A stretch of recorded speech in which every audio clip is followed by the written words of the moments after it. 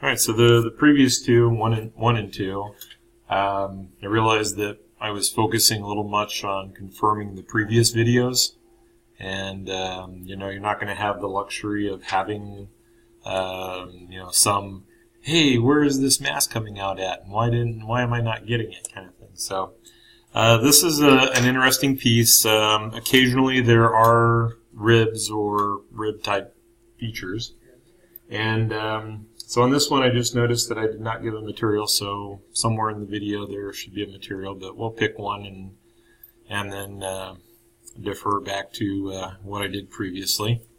And really didn't pick an origin either, so we'll run through the process of setting the reference geometries on one of the edges. So just in looking at the piece like this is we could use the thin feature. We have the overall lengths, and where the dimensions are at, the 1.19 or the 1.56, I would have to take into account that you know, I have a material thickness there, so the 3/8 of an inch. Would have to do something with that if I wanted to stay with the thin feature, or we could just offset. All right, so I don't know that I have an immediate preference. The thing with the thin feature where I can get everything in accurately is going to be a little bit faster, or we can offset. So we'll try a couple of those.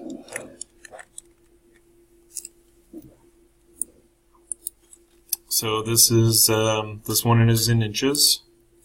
So keep in mind that CSWA will probably be all in metric, but you still want to check. You do not want to be surprised. So I'm going to do this one in the same orientation, origin. Let's make the oh, lost it. Let's say make the origin kind of the bottom center. And I say that, and then I will probably change it. We'll make it the bottom center. So that means the top plane. One leg goes that way, one leg goes that way. All right, so we're dealing with an overall length of the 4.5. So, you know, the thing again to keep in mind with a thin feature is that I'm going to have to contend with that thickness. So, with the 0.38, I have 1.19 on this end. Let's see, that needs to be the outside or the inside of the leg. So 1.19 minus 0.38, and then this one can go to the 1.56. All right, and then we have an overall of 4.5. And this is where, you know, if we watch the videos, if I go back and watch the videos, this is where I get myself in trouble, is starting to do math and getting overly creative on the design. So let's go ahead. Well, that's not going to quite be the midpoint then. So let's see. That was now we're given a stack up of dimensions. So let's just look at this as the thin feature, and then we'll come back to it. All right. So if you decide to do the thin feature, you're building this out. The 0.38 comes in with the thickness, and then we do have to make sure that we're telling it to go the correct direction. This is going to be a midplane of 2.69, so 2 11/16. And other than I'm underdefined because I have not positioned on the part. So that'll give me my thickness and my dimension, and after I accept it, I'm going to have to go back and do some quick measurements. 4.5, the 1.19, and the 1.56 to make sure that doing those additions or subtractions did not mess me up somewhere. Alright, so let's fly this in. Well, maybe. So the location of the center with that fun chain dimension is 0.72, 1.53. So if we decide to go that route, yeah, I think we'll go to Plan B. All right. So if I decide not to do the extrude thin, then the other option would be to select the chain. So just right-clicking, selecting the chain, and then I want to offset the entities, 0.38. And because we have the geometry, I can cap the ends. And when I cap the ends with lines, it'll close it off completely.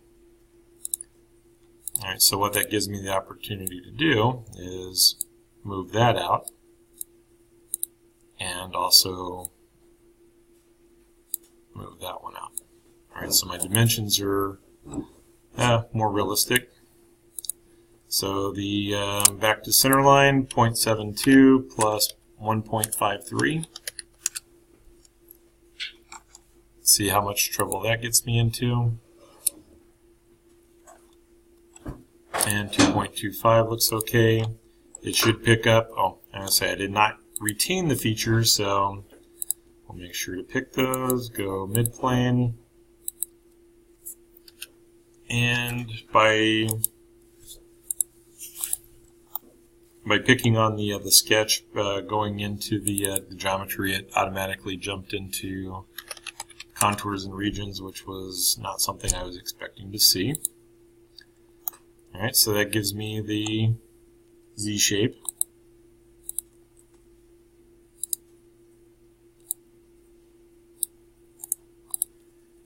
Okay, and then we have kind of the arcs at the end.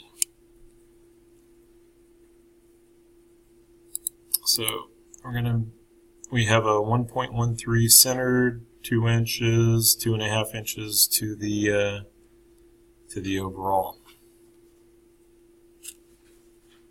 Now, so that gives the a little bit of separation. All right.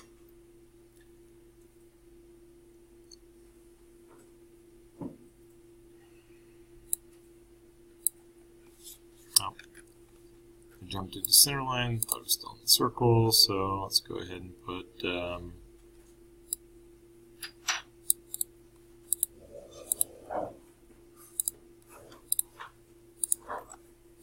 and let's see, we had the diameter of 1.13.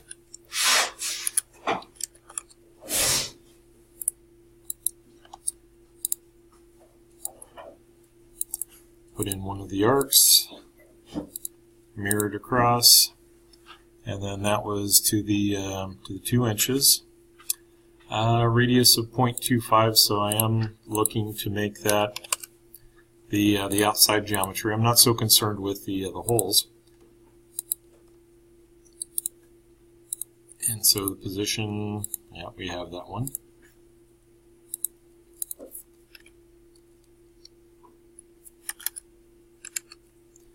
To the 2 inches. It's able to move up and down, so we need to align that horizontal. And then my lines were, as I pick the circles, I should be getting automatic tangencies, and I'm looking for those little yellow boxes to pop up with the tangencies. All right, so if one's in blue, I have a tangent on this end. I have a coincident. I have a coincident, but no tangency. So Control Select, force the tangent. Missed. All right, and then because we're doing geometry, we'll just mirror the entities. All right, I want to be able to, let's go ahead and share the, since we're going to share this sketch anyway, do contours and regions. We'll go ahead and put the diameter of 0.62 in the middle. All right, but I'm not doing anything with the 0.62 until I get the other geometries in place. So features, extrude. If I go to the outside, well, it doesn't really connect and it thinks it's a thin feature. So we don't want to do anything with the thin features, so I'm going to switch to regions. And I'll go ahead and just select everything so it's consistent, it's solid. And our distance is 1.56. and that will set the geometry. When I go to share this, then highlighting sketch 2, make sure to expand out the arrow, go into highlight sketch 2, and then we're going to extrude cut, and this is going to be a through all both, and it still needs the selected contour, so this contour will be the whole. If I only do through all or up to next in one direction, it's not going to cut all the way through the part because we sketched on this face. Okay, so the 1.56 was an overall, and so I still don't have the everything that I need, so we'll go back with the 1.25. Let's give it a quick rebuild. I'm just going to roll back to the cut extrude. All right, I don't want that hole just in yet.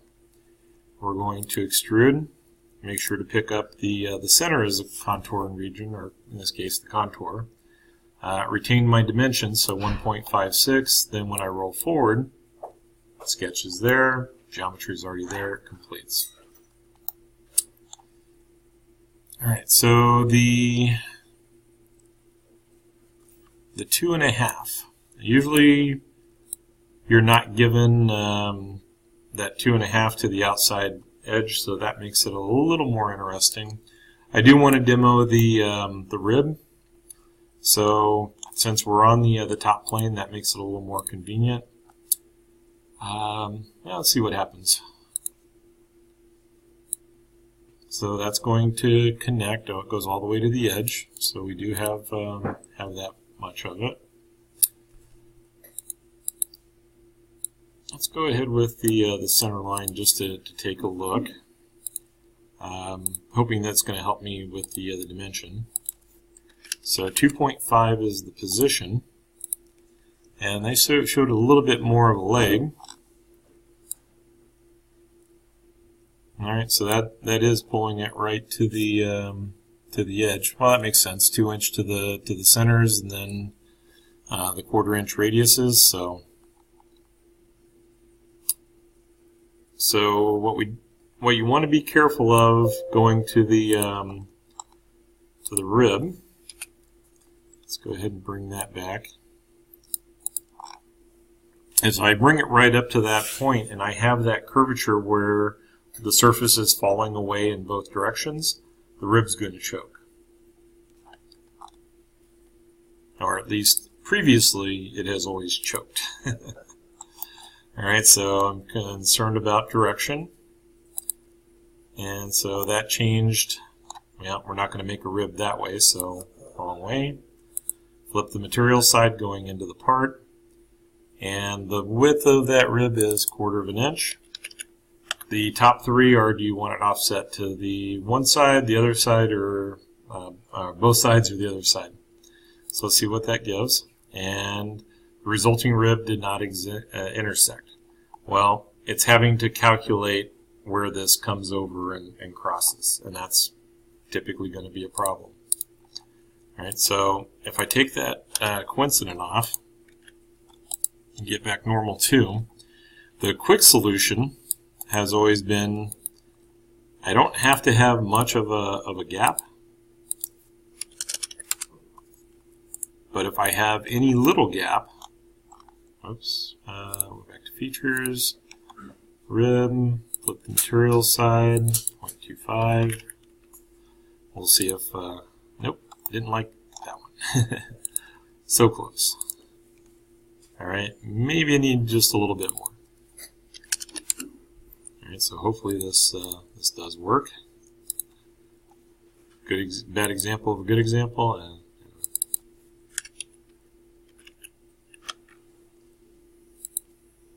Alright, so still having that issue.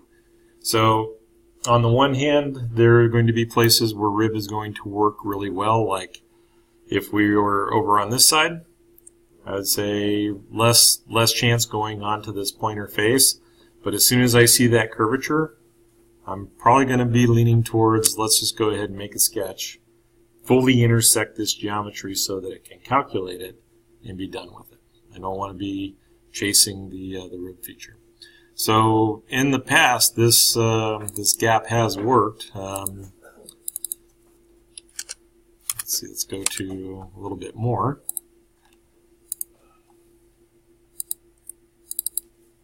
And it may be that the curvature is so. There we go.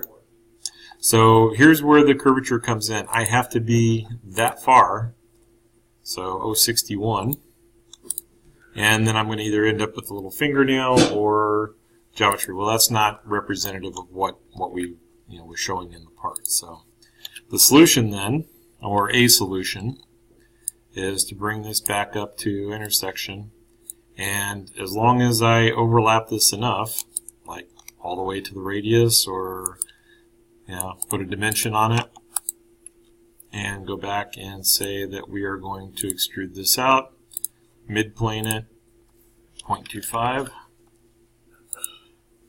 Then here is where we get that little notch, and that is more representative of the geometry that we're shown in the model.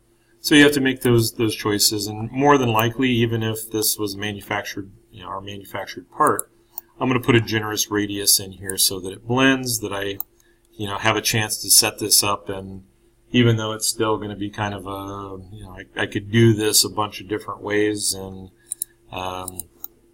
probably have a better shot at it. For the exam, I really, you want to make that decision to use the rib, with within the background that it's going to take maybe a minute or two if it does not work the first time. And I want to say one of the professional exams had a rib like that on it, and I did the rib, but I also, it was large enough that curvature was not as extreme, and they did not fall away as fast. So same thing, I'm encountering the rib back here. It gives an angle of 125 degrees. If we do the 125 degrees, it doesn't come up to the edge. So which do we want, a gap or do we want the edge? So I do remember this one. So let's take a look at what it's showing. And I could include it in the other one. So let's just go back and edit that sketch. All right. So we know we're going to connect at that point.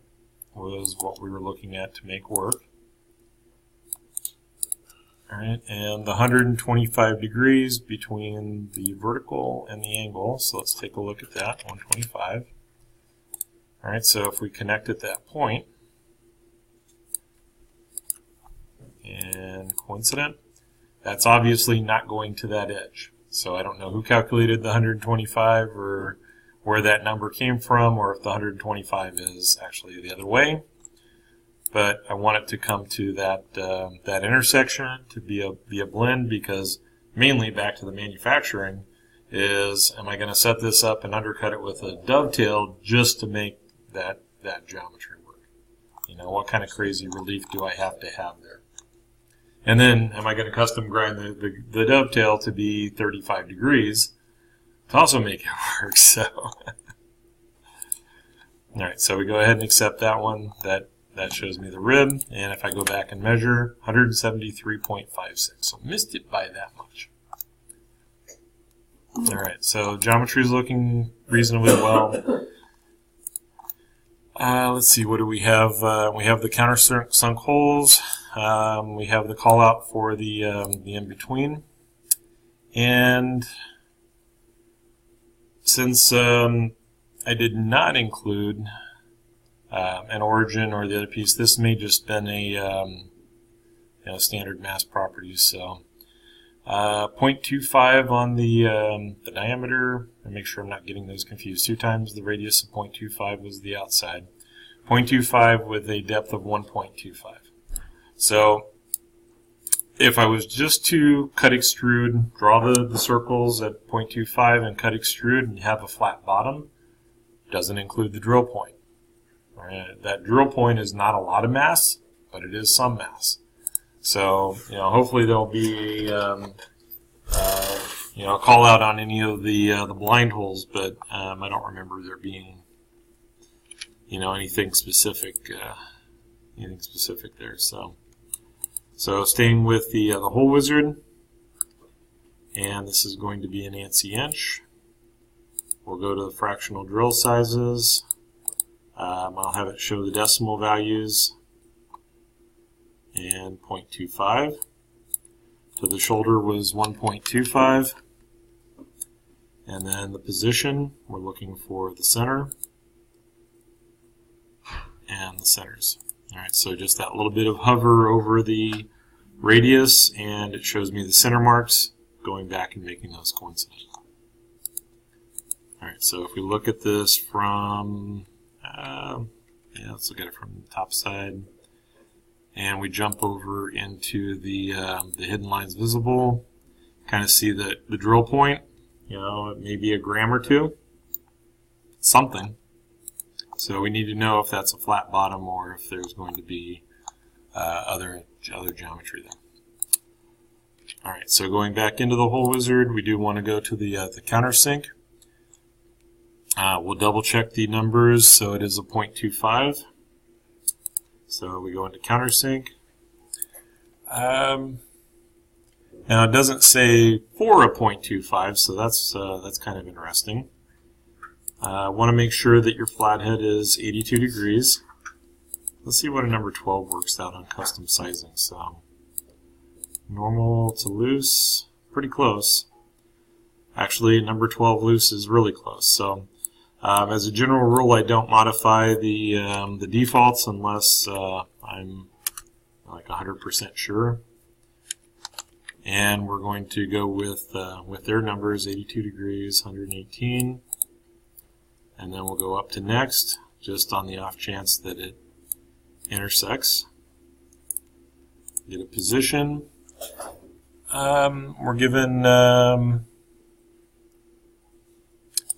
dimensions, so let's go normal 2. Get back into the point.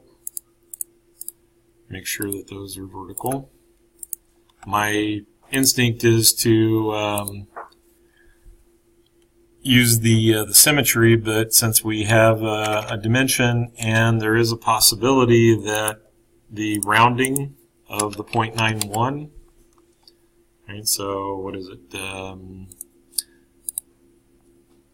don't recognize that one, well, the 875, that distance, those numbers could shift our center of mass just a little bit. So I'm going to stay with the given numbers, 0.37, and accept. Alright, the 4 on top, and this was given as an 8 times, so we go back in, S key, double check that all of our numbers stayed the same. Let's go to the front. And again, I really want to make those symmetric, but at the very least, we can do the horizontal, the verticals, and the horizontals. Alright, so dimension between is 1.94. And the offset, 0.72 from the edge. And then centered was 3 inch 60 thousandths. And then from the bottom, 0.38 from the top. Okay, so those are looking pretty good. And then the ones that give me fits, S key, whole wizard, positions,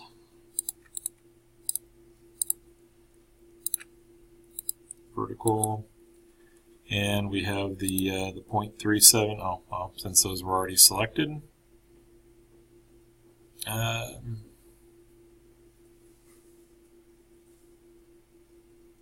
Tell me another one I managed to find a missing dimension, or it's the duplicate of the 0.88. Well, let's see what the 0.88 looks like.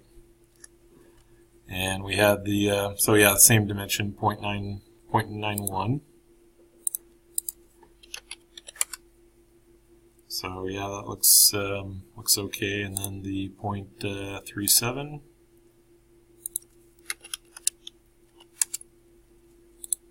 All right.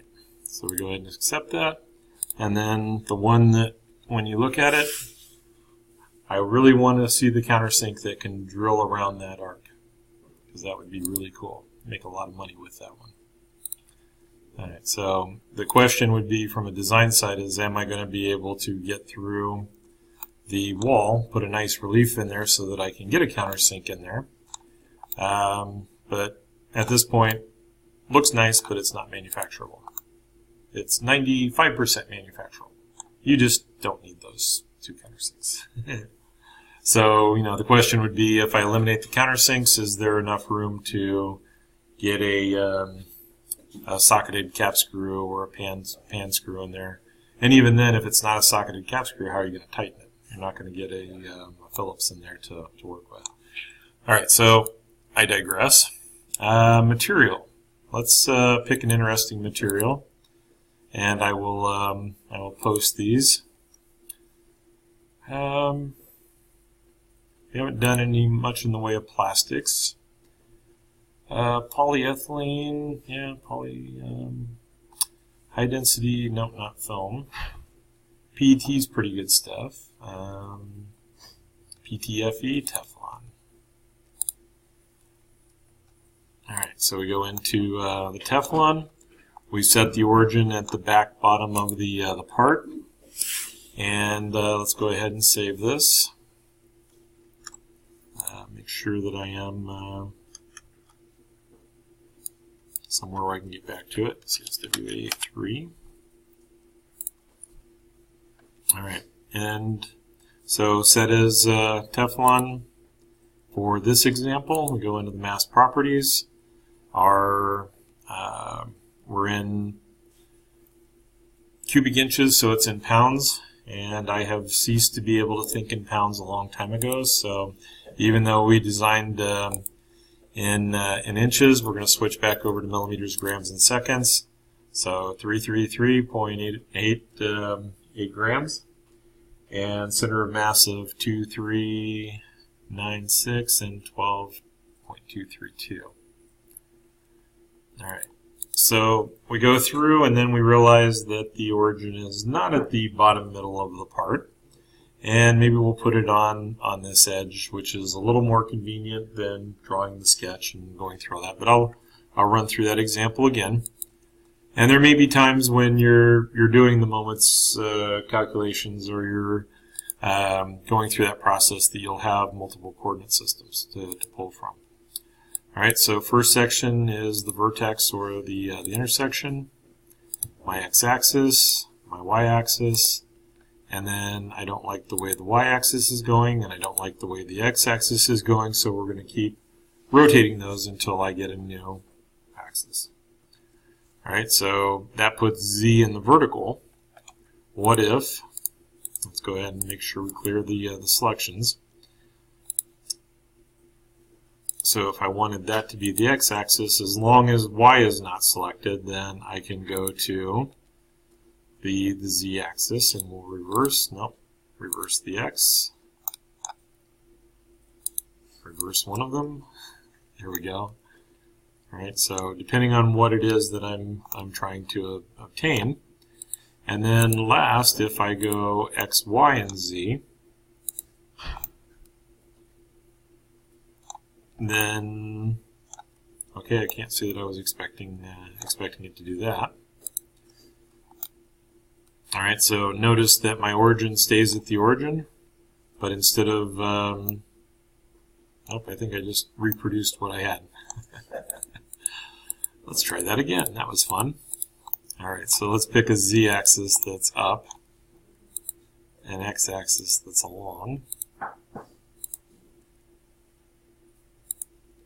All right, so maintaining,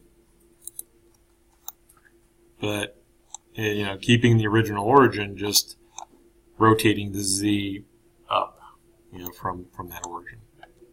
All right, so in this case, the point gives us that that shift, that dimensional shift.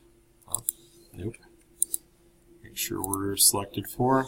So picking it up off the origin and moving it to an absolute new point or new location requires the point or vertex. All right, the thing to keep in mind then is when you are evaluating mass properties, favorite thing to do is tell you not to forget to change the coordinate values relative to, and then the first thing that I do is forget to change the coordinate values relative to. So now our numbers, mass is going to stay the same, but our x, y, and z numbers have shifted quite dramatically. Now, realistically, though, they're going to, what you're going to want to probably do is pick that thing, the top of that face there, and put your reference system, coordinate system there. Yeah, and I will. You want your origin, and you're going to want that because you're going to have the parts to it.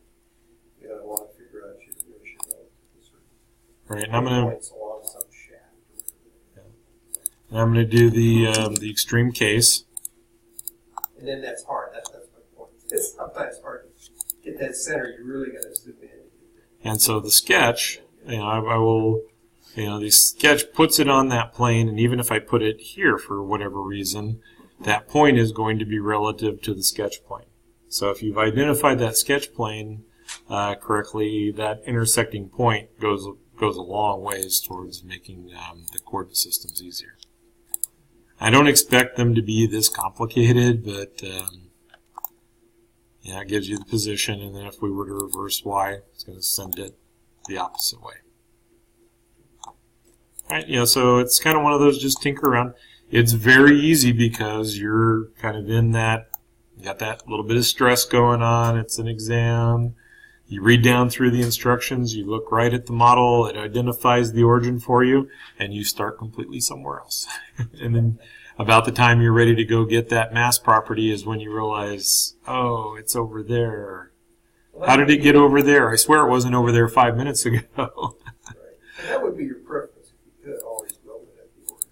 Yeah, if you identify the origin in their sketch and build it out, I want you to be prepared that you missed the location of the origin, or something, whatever happened, and that you do not have to go back and try and move that original sketch because the downstream data may. Do I really want to encounter like 5 rebuild errors in the middle of the exam and have to correct them when I can just put a coordinate system on it instead? And so then my coordinate system 2, mass stays the same, and again center of mass shifts. So we can put as many coordinate systems, and coordinate systems have a couple of functions. If we were 3D printing this part, depending on orientation, so if I was going to fill this full of support material and print in this orientation when I do the save as, or my any of the translations, if I wanted to output to the parasolid, I want to say the parasolids will go out with a coordinate system. Wrong one. So any of the step files, any of the going to other programs, and then I've been using the manufacturing format lately, and it's been pretty decent as far as having a little bit of more information to travel with it. Info before saving file, custom, and then coordinate system. Go to coordinate system 1, and I hit save, and did it show me the preview? No, that was probably what I wanted to look at. It's kind of neat to see the way that it breaks down the triangles. So let's see, where was the show preview? Include materials, appearances. There it is, preview before saving. And then yes, overwrite, and it still didn't preview. So what I was looking for is that it's going to show me all the little triangles that it's breaking this down into, just like it does the STL files. I know it does it with the STLs. Maybe that's all right. I'm not going to chase that one too far, but and again with the options, preview, show STL info. So maybe it was the